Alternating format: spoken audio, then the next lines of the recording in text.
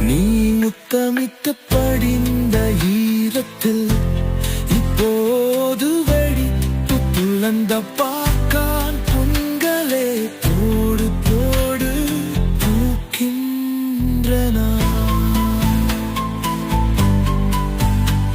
நீ தலை சுமைக்கு படுக்கையிலெல்லாம் நான் பாரம் சுமக்கிறவனானே.